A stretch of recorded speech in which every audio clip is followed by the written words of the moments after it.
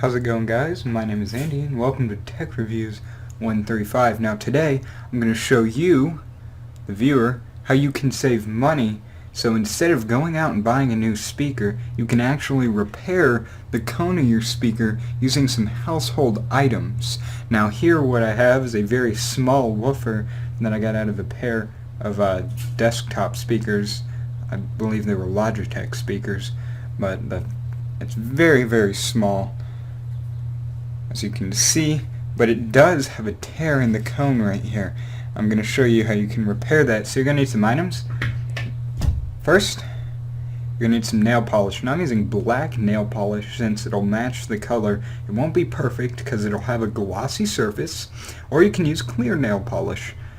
And you're going to need some paper towel. Now what you're going to do with the paper towel is you're going to want to tear a piece off that's a little bit bigger than the tear and the cone, so that it'll fit over it. You can have it fit over the foam surround if you want it, so like that. And then what you're going to do next is you're going to take the nail polish, just unscrewing the cap here, and you want to coat it in nail polish, and you're going to want to go off a little bit too, so you're going to go off onto the speaker cone itself on both sides and all the way around. I want to make sure it's a nice even coating.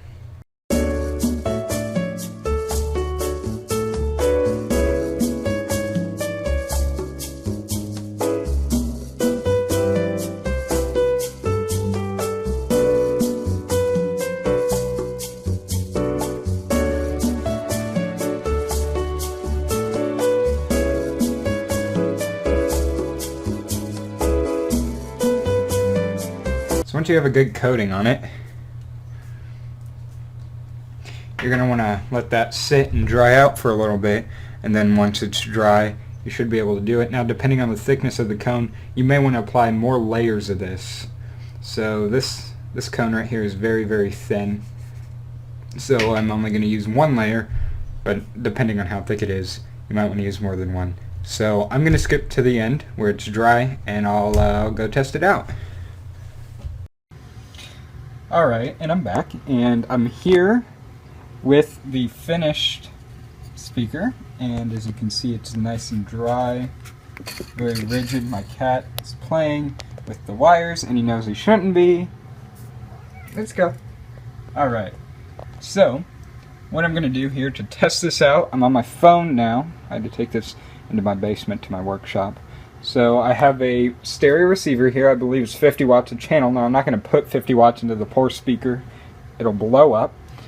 So I'm going to play some generic bassy music. So I like to feel the bass. Do you guys like to feel the bass? Let's feel the bass. So I have an iPad here. And very generic bassy music that people just play in their cars because they can.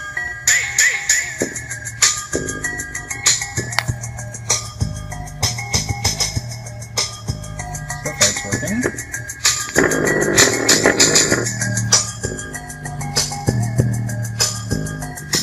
So you can see it is holding.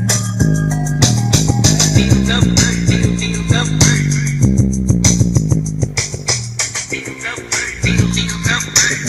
little more.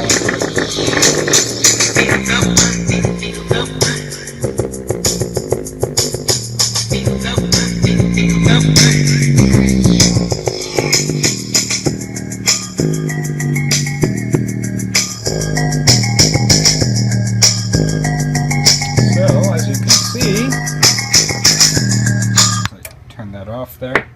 As you can see, it held just fine, and it's still there.